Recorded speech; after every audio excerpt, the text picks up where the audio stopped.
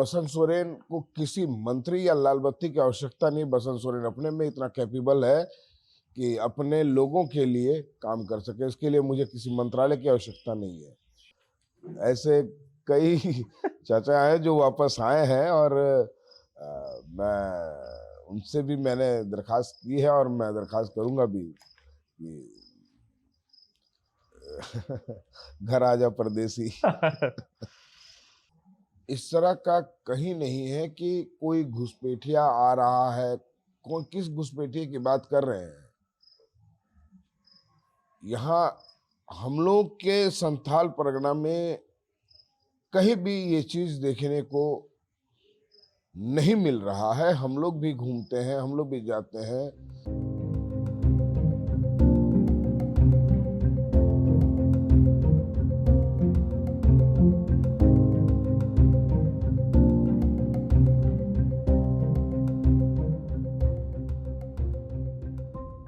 Dumka seat से पहली बार आप विधानसभा चुनाव 5 साल के लिए लड़ रहे हैं। इससे पहले उपचुनाव लड़े थे आप। क्या लग रहा है, कैसा माहौल है? माहौल काफी बेहतर है, और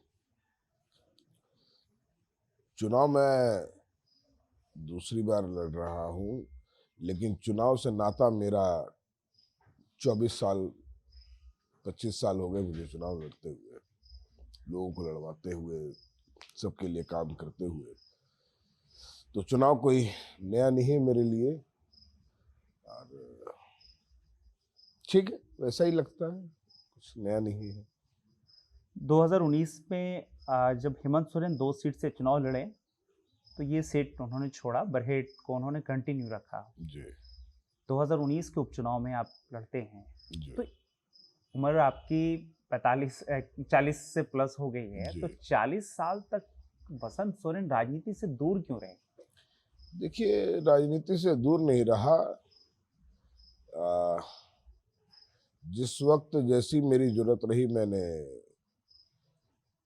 अपना योगदान पार्टी को दिया। उस टाइम जो मेरी जरूरत थी, उस टाइम मैंने पार्टी के लिए काम वैसा किया। फिर पार्टी को लगा कि मुझे उससे ऊपर काम आना चाहिए, उससे ऊपर उठ करके काम करना चाहिए, तो आज मैं इस जगह पे हूँ।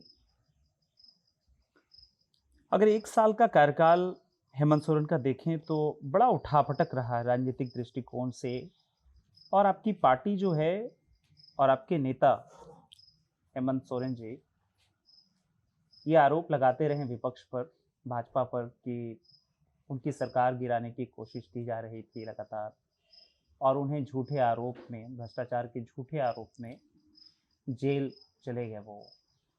उस वक्त ये माना जा रहा था कि पार्टी बिखर जाएगी, क्योंकि हेमंत सोरेन के बाद वैसा कोई चेहरा पार्टी में नहीं दिख रहा था।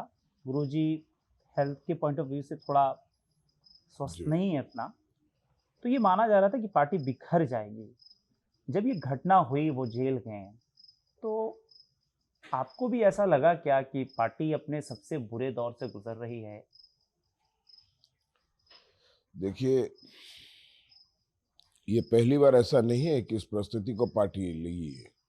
इससे पहले भी कई बार ऐसी स्थिति पैदा हुई कि जब लगा कि पार्टी में बिखराव हो जाएगा, पार्टी में टूट हो जाएगा, पार्टी थोड़ी मायूस हो जाएगी,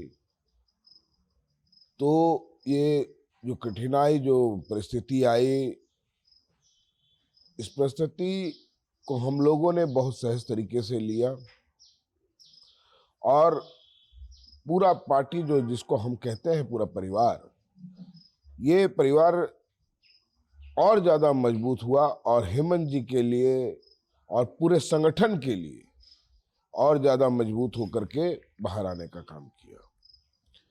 और जिसका नतीजा है कि सब लोग एकजुट रहे, और अपनी पूरी ताकत का उन्होंने प्रदर्शन किया और दिखाया कि हम एकजुटता है और हम में भिन्नता नहीं है, और हम एक साथ हैं। हेमंत जी जो जेल गए, वो एक साजिश थी, एक पॉलिटिकल साजिश थी, जिसके वजह से उनको जेल जाना पड़ा। और इस चीज को पार्टी ही नहीं, पूरी राज्य की जनता ने महसूस किया, और यही वजह है कि जनता जो है पूरा एकजुटता दिखाया, और हेमंत जी के साथ आज हर प्रोग्राम में, हर जगह, हर मोड़ पर बढ़ चढ़ करके उनका साथ दे रही है। जब आप उपचुनाव में जीते हैं उसके बाद बड़ा बेबाकी से पार्टी और कार्यकर्ताओं के पक्ष में बोलते रहे। आपके बारे में कहा यह जाता है कि बड़ा बड़बोले हैं आप। लेकिन जब हेमंत सोरेन जेल गए उस वक्त आपका वैसा बयान नहीं आ रहा था जो उससे पहले आप हमेशा बोलते थे। क्या कोई देखिए निर्देश था कि अभी कुछ बोलना नहीं है, जो स्थितियां थी राज्य में? देखिए, मैं दबाव की राजनीति नहीं करता और बड़बोलापन नहीं है मेरा। मैं वही बातें सामने रखता हूँ जो चीज़ मुझे महसूस होती है, जो मेरे लोगों को महसूस होती है। उस बात को मैं पार्टी कॉरम हो या किसी कॉरम पर या आप मीडिया के साथी हैं, उन आप लोगों के बीच भी मैं उन्हीं बातों को सामने लाने का काम करता हूँ जो मुझे एहसास होता है। सीता सोरेन जब पार्टी में थी तो गाहे बगाहे वो अपना रोष और गुस्सा जो है वो पार्टी पे निकालती थी। और वो एक दो बार खुल करके भी उन्होंने ये बात कही कि 3 टर्म से वो विधायक रही लेकिन उन्हें नजरअंदाज किया गया, मंत्री नहीं बनाया गया। क्या उन्हें बनाया जाना चाहिए था? वो डिजर्व करती थी आपके हिसाब से? देखिए, आपने मेरे हिसाब से कही। व्यक्तिगत तौर पे मैं जानना चाह रहा हूँ। मैं इस पर स्पष्ट कर दूं कि ये निर्णय पार्टी लेती है और पार्टी में सिर्फ एक व्यक्ति नहीं होता है, कई लोग होते हैं और कईयों के विचार के बाद ही ये निर्णय होता है। और निर्णय के उपरांत ही किसको क्या भार मिलना चाहिए, क्या होनी चाहिए उसकी भूमिका, वो ये तय होता है। जैसा कि अभी कुछ देर पहले आपने पूछा कि काफ़ी लेट राजनीति में मैं आया, एक्टिव पॉलिटिक्स में आया और विधायक हुआ। 40 साल 45 साल जो भी मेरी उम्र है इस टाइम पे मैं हुआ। इतने सालों तक क्यों नहीं चुनाव को फेस किया। तो उस टाइम पार्टी को लगता था कि मैं अभी इस चीज़ के लिए तैयार नहीं हूँ। तो उस टाइम मैंने एक्टिव पॉलिटिक्स में नहीं रहा, जनता के बीच रहा और जनता के लिए तब भी काम किया। उसी तरह ये भी चीज़ें हैं कि जब पार्टी को लगेगा कि वो इस भार को लेने के काबिल हैं तो बिल्कुल ये भार उनको मिलता। तो आपने देखा कि मुझे भी एक भार मिला, कुछ दिनों के बाद फिर वापस वो भार लिया गया। तो जहाँ तक निर्णय की बात है, ये हम लोग पार्टी पे छोड़ते हैं। अनुशासन एक चीज होता है और अनुशासन को मानना चाहिए। लेकिन जब पार्टी छोड़ रही थी सीता सोरेन तो क्या उस दौरान पार्टी के किसी बड़े नेता, खुद बसंत सोरेन ने कोशिश की मनाने की? देखिए, ये उनका व्यक्तिगत राय था और उन्होंने किसी से बात किए बगैर पार्टी को छोड़ा है। ये उनका व्यक्तिगत निर्णय था और किस दबाव में उन्होंने लिया है, किसके दबाव में, किस स्वार्थ में लिया है, ये बेहतर वही बता पाएंगे। इस सीट से लंबे समय तक भारतीय जनता पार्टी की प्रत्याशी रही लुईस मरांडी, अब वो आपकी पार्टी में है। जी 2 हफ्ता ही हो रहा है कि वो आपकी पार्टी में है।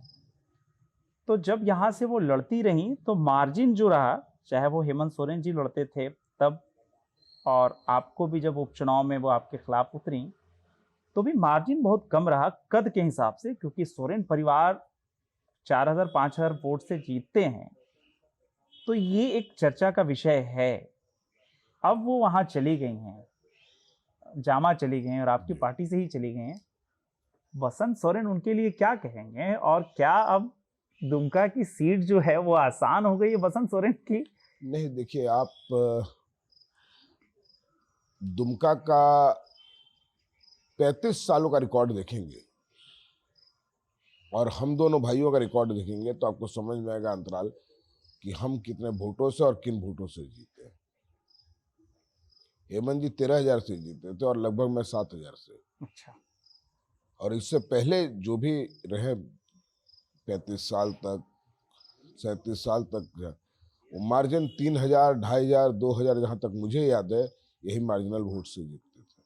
आप उपचुनाव में जीतते हैं और जब चंपई सोरेन मुख्यमंत्री बनते हैं हेमंत सोरेन के जेल जाने के बाद, जी और उस वक्त जो मंत्रालय में फेरबदल होता है, जी बसंत सोरेन को मंत्रालय मिलता है। लेकिन जब हेमंत सोरेन बाहर आते हैं जी। और फिर से हेमंत सोरेन मुख्यमंत्री का शपथ लेते हैं, फिर फेरबदल होता है और सिर्फ 6 महीने के अंदर बसंत सोरेन को मंत्रालय नहीं मिलता है, मंत्री वो नहीं बनाए जाते जी। हैं। इस पर क्या कहेंगे? देखिए, खबर ये म भी आई कि आप नाराज थे देखिए, मंत्री नहीं मंत्री बनाए जाने बनना पर। नहीं बनना ये अलग चीज है। और बसंत सोरेन को किसी मंत्री या लाल बत्ती की आवश्यकता नहीं। बसंत सोरेन अपने में इतना कैपेबल है कि अपने लोगों के लिए काम कर सके। इसके लिए मुझे किसी मंत्रालय की आवश्यकता नहीं है। भारतीय जनता पार्टी में आपको, जाहिर है वो आपके विरोधी हैं, भारतीय जनता पार्टी में कोई तो ऐसा लीडर होगा राज्य से लेकर के राष्ट्रीय स्तर पर जिसको बसंत सोरेन पसंद करते हो, अच्छा मानते हो? देखिए, अभी तक ऐसा कोई लीडर नहीं हुआ, बुरा ना माने। मैं अगर किसी को मानता हूं तो सिर्फ दो आदमी को, एक शिबू सोरेन जी को और दूसरा मेरे बड़े भाई स्वर्गीय दुर्गा सोरेन को। इसके अलावा आपकी नजर में कोई लीडर इसके नहीं? अलावा मेरी नजर में कोई भी लीडर नहीं है। प्रधानमंत्री मोदी जी, माफ कीजिएगा।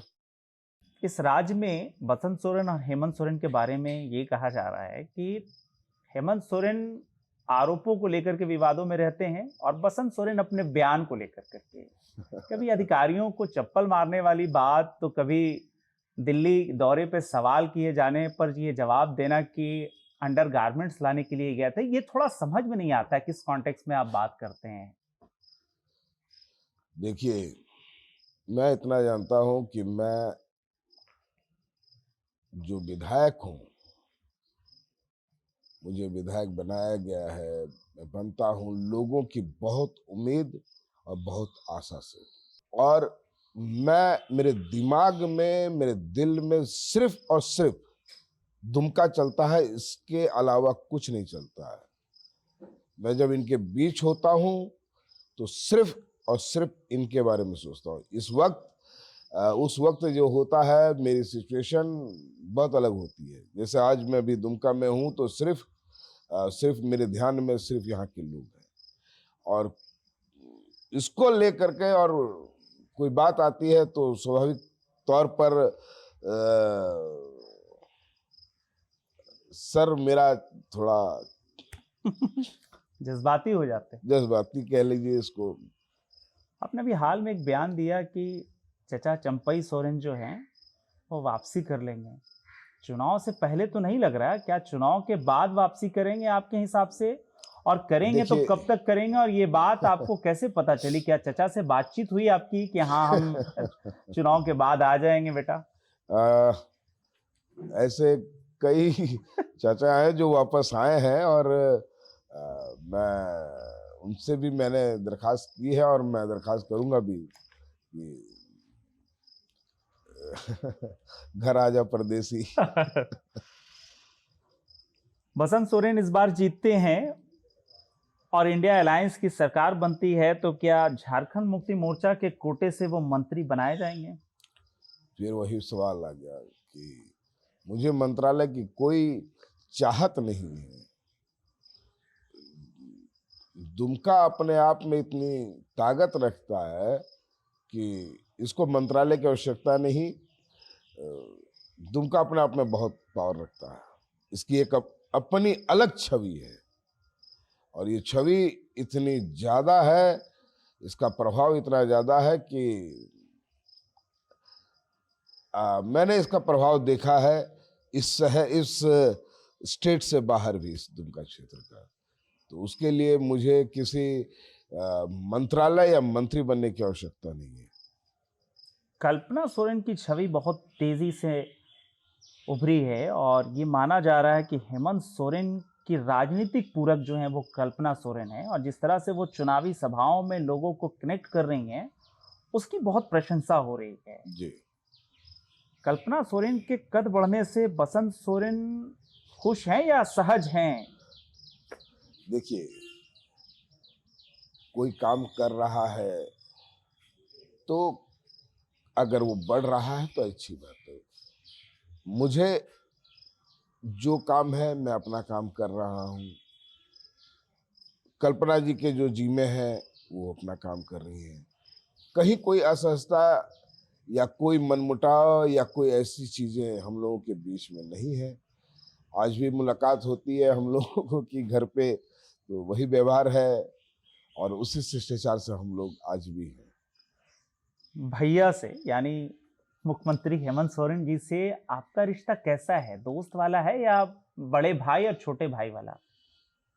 देखिए, राजनीतिक प्लेटफॉर्म पे तो हम लोगों के सर है, बाकी घर में वो मेरे दोस्त भी हैं, भाई भी हैं। बसंत सोरेन किन मुद्दों के साथ दुमका के विधानसभा में घूम रहे हैं और क्यों वोट मांग रहे हैं? क्या कहकर के वोट मांग रहे हैं लोगों से? देखिए, अ, मैंने कार्यकाल मेरा बहुत कम पीरियड का रहा है, तो इस कम पीरियड में भी मैंने बहुत चीजें करने का प्रयास किया है और किया भी है। अब जो मैंने काम किए अब तक, उसके बाद इस जो अगर अगला टर्म मुझे मिलता है तो मैं यहाँ के शिक्षा, स्वास्थ्य और युवा वर्ग और इस दुमका शहर को, यहाँ के बिजनेस कम्युनिटीज को बढ़ाने का काम करूंगा। और जो बेरोजगार मेरे नौजवान यहाँ हैं दुमका के, इनको रोजगार हर हाल में मुहैया कराना मेरी प्राथमिकता हो। आखिरी सवाल है बसंत जी, संथाल जेएमएम का गढ़ माना जाता है और पिछले चुनाव में संथाल से कहीं ज्यादा मजबूत कुल्हान में झामुमो रहे। जी इन दोनों रीजन में भारतीय जनता पार्टी, एक तो आपके जो नेताओं में सेंध लगा करके उनको अपनी पार्टी में शामिल किया गया है, उसके आधार पर, और बांग्लादेशी का जो मुद्दा है इस इलाके में वो लगातार उठा रही है भारतीय जनता पार्टी। हेमंता बिस्व शर्मा इसको लेकर करके लोगों में जा रहे हैं और हेमंत सोरेन पर काफी हमलावर हैं। वो कह रहे हैं कि बांग्लादेश से आए हुए घुसपैठियों को हेमंत सोरेन अपना वोटर बना रहे हैं और उन्हें जगह दे रहे हैं, पनाह दे रहे हैं, और वो लोग आदिवासी का हक मार रहे हैं, आदिवासी लड़कियों से शादी कर करके उनकी जमीन को हड़प रहे हैं। इसका असर दिख रहा है लोगों में, हालांकि यहाँ बहुत ज्यादा नहीं दिख रहा है, लेकिन जो दूसरा रीजन है पलामू, छोटा नागपुर, वहाँ आदिवासी और जो मुसलमानों का एक रहा है सौहार्द, वो कहीं ना कहीं थोड़ा बिगड़ा है। आपको क्या लगता है इस बारे में और आप क्या कहते हैं? देखिए, भारतीय जनता पार्टी जिन बातों को, जिनको एक अफवाह फैलाने का काम कर रही है, उसमें कहीं भी सच्चाई नहीं है। ना इन्होंने कहीं एक प्रूफ देने का काम किया है। इस तरह का कहीं नहीं है कि कोई घुसपैठिया आ रहा है। कौन, किस घुसपैठिए की बात कर रहे हैं? यहाँ हम लोग के संथाल परगना में कहीं भी ये चीज देखने को नहीं मिल रहा है। हम लोग भी घूमते हैं, हम लोग भी जाते हैं, दुमका ही नहीं, दुमका के बाहर भी दूसरे विधानसभा हैं, दूसरे जिला है, इस तरह की कहीं भी किसी घटना से हुई हो ऐसा हम लोगों ने नहीं पाया है। और हेमंत बिस्वा जी का क्या ही बोल सकते हैं उनके बारे में, वो तो विचित्र है। अपना राज्य छोड़ करके यहाँ आके 2-4 महीना से, मैंने कहा भी था कि इलेक्शन खत्म होता है, कोड ऑफ कंडक्ट तो उनको हम लोग यहाँ का वोटर आईडी दे दें और यहीं से चुनाव लड़ने का मैंने उनको कहा भी है कि यहाँ से चुनाव लड़ लें। रिक्वेस्ट भी की थी मैंने इलेक्शन कमीशन से कि अगर हो सकता है तो एक बार उनको बना करके यहीं से चुनाव लड़वा दिया जाए, और खासकर मेरे ही क्षेत्र से। तो पता लग जाएगा, समझ में आ जाएगा, दूध का दूध, पानी का पानी हो जाएगा।